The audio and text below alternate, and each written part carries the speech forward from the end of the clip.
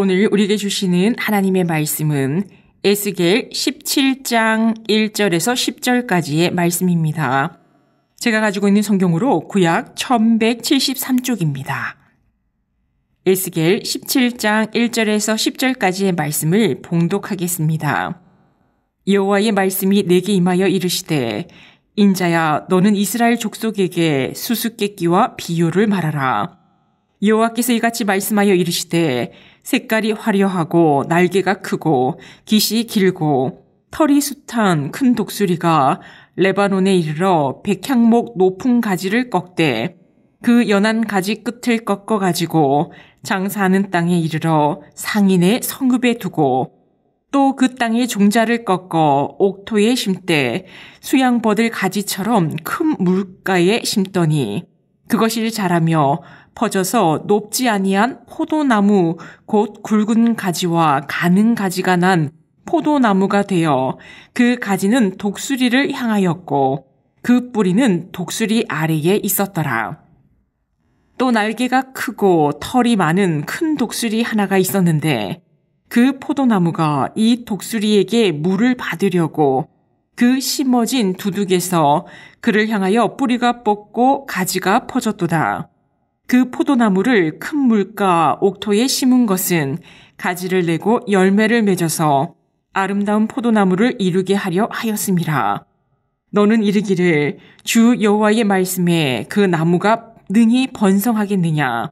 이 독수리가 어찌 그 뿌리를 빼고 열매를 따며 그 나무가 시들게 하지 아니하겠으며 그 연한 잎사귀가 마르게 하지 아니하겠느냐. 많은 백성이나 강한 팔이 아니라도 그 뿌리를 뽑으리라. 볼지어다 그것이 심어졌으나 번성하겠느냐. 동풍에 부딪힐 때에 아주 마르지 아니하겠느냐. 그 자라던 두둑에서 마르리라 하셨다 하라. 아멘. 오늘 우리에게 주시는 하나님의 말씀의 제목은 두 독수리와 포도나무 비유입니다. 하나님은 때로는 직접적이고 분명한 명령으로 말씀하시지만 또 어떤 때는 비유와 상징을 사용하여 말씀하십니다. 예수님께서도 제자들과 무리에게 종종 비유로 말씀하셨지요. 하나님께서 그리고 주님께서 비유로 말씀하시는 이유는 크게 두 가지입니다. 첫째는 깊은 진리를 쉽게 이해시키고 청중으로 하여금 생각하게 하기 위해서입니다. 둘째는 말씀을 오래 기억하게 하기 위함이지요. 오늘 본문에서 하나님께서 에스겔에게 수수께끼와 비유를 말하라 하십니다. 그 수수께끼와 비유는 무엇일까요? 바로 오늘 제목에서 말씀드린 두 독수리와 포도나무 비유입니다. 그러나 이 비유는 듣고 읽어도 설명이 없이는 의미를 이해하기 어렵습니다. 하지만 오늘 그 의미를 들으신다면 잊을 수 없는 말씀이 될 것입니다. 이 비유 안에는 당시 유다의 정치 상황과 백성들의 영적 현실, 그리고 오늘 우리에게 주시는 깊은 영적 메시지가 담겨 있습니다. 에스겔 17장 3절 말씀입니다. 여호와께서 이같이 말씀하여 이르시되 색깔이 화려하고 날개가 크고 깃이 길고 털이 숱한 큰 독수리가 레바논에 이르러 백향목 높은 가지를 꺾되. 본문 3절에 나오는 첫 번째 독수리, 즉 색이 화려하고 날개가 크고 깃이 길고 털이 숱한 이 독수리는 강력한 군사력과 넓은 지배 영역에 있는 바벨론의 느부갓네살 왕을 가리킵니다. 그는 레바논 백향목의 꼭대기에서 연한 가지를 꺾는다고 하지요. 여기서 백향목은 유다 왕국을, 꼭대기의 연한 가지는 여호야긴 왕과 왕족들을 의미합니다. 바벨론은 유다를 침략하여 여호야긴 왕을 포로로 끌고 갔고 귀족들과 장인들, 전사들을 바벨론으로 옮겼습니다. 그리고 4절과 5절 말씀에서 그 가지, 즉 여호야긴 왕과 왕족들, 포로들을 장사하는 땅 상인의 서급에 두고 큰 물가 옥토에 심겼다고 말하고 있습니다. 이는 이스라엘의 포로들을 상인의 땅, 즉 무역이 활발한 땅인 바벨론, 옥토 같은 바벨론 땅에서 살게 했다라는 뜻입니다. 하나님께서 바벨론을 심판의 도구로 사용하셨지만 목적은 단순한 멸망이 아니라 회개와 회복이었습니다. 고통을 주기 위함이 아니라 하나님께로 되돌아오게 하는 것이 목적이었지요. 6절에 나오는 포도나무는 하나님의 백성 유다를 뜻합니다. 포도나무의 가지는 독수리를 향하고 독수리 아래에 뿌리를 내렸다고 합니다. 첫 번째 독수리는 바벨론이라고 했습니다. 남유다 백성들이 바벨론을 의지하며 살아가는 모습을 보여줍니다. 그러나 이것은 하나님께 뿌리를 두지 않고 세상 권세를 의지하는 유다의 영적 상태를 나타냅니다. 포도나무의 사명은 열매를 맺는 것이지요. 그러나 뿌리가 약하고 방향이 바뀌면 열매를 맺지 못하고 결국 말라버립니다. 예수님께서도 나를 떠나서는 너희가 아무것도 할 수 없음이라 말씀하셨지요.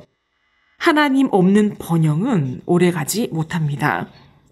본문 7절에서는 또 다른 독수리가 등장합니다. 에스겔 17장 7절 말씀입니다. 또 날개가 크고 털이 많은 큰 독수리 하나가 있었는데 그 포도나무가 이 독수리에게 물을 받으려고 그 심어진 두둑에서 그를 향하여 뿌리가 뻗고 가지가 퍼졌도다. 두 번째 등장하는 이 독수리는 애굽을 가리킵니다.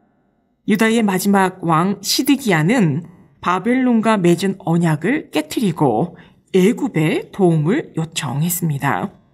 시드기야는 하나님께 묻지 않았지요. 그는 현실 정치와 외교적 계산으로 바벨론을 버리고 애굽을 의지하려고 했지만 하나님 없는 동맹은 결코 안전하지 않았습니다.